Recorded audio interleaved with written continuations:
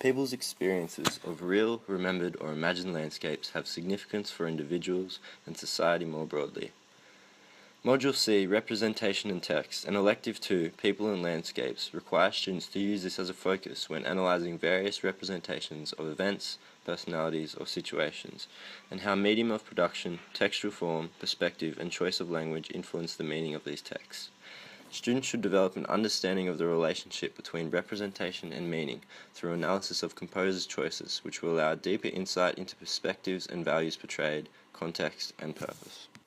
Representation or representation can be seen as a number of choices made by a composer about form or choice of medium, what to exaggerate and what to omit when attempting to construct their perception of the world through art or literature. For the elective People and Landscapes, students need to centre on the focus of the module, representation, and look deeply into the ways in which composers position the audience to give value to the effects of real, remembered, and imagined landscapes on the individual and society more broadly. Our prescribed text module, The Art of Travel, written by Alain de Botton, is a multimodal, philosophical novel of essays which integrate to form a wholesome book on the multi-dimensional experience of travel and the power of real, remembered, and imagined landscapes to enrich happiness. The interconnectedness between the people and the landscapes embedded in each chapter is essential to de Botton's overarching perspective.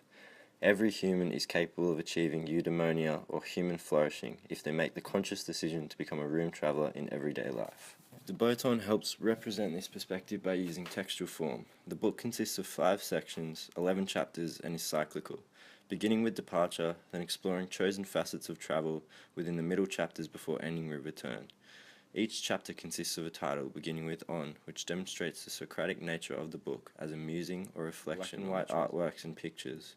De Botton fully demonstrates real, remembered, and imagined landscapes in the art of travel. De Botton's chapter on the sublime, for example, uses his own experience of the Sinai Desert. Albert Bierstadt's painting Landis Peak, and Job's historical account to demonstrate the multimodal nature of his text. The chapter explores the humility and perspective that humans can obtain in the face of unfathomable landscapes. The syllabus requires students to relate their prescribed text to one related text of their choosing. Terrence Malick's 2011 philosophical film, The Tree of Life, is an excellent option. As a direct allusion to the Book of Job, Malick's film contains excellent points of comparison to de Botton's chapter on the sublime, where Job features as a guide. The film explores the power of sublime landscapes over individuals and society by juxtaposing the microcosm of the protagonist's life against the macrocosm of the history of the universe. This is achieved through a non-linear plot in which we jump from the real and remembered landscapes of the characters' lives to the imagined and remembered landscapes of the Big Bang, formation of the first galaxies, and the first cell division.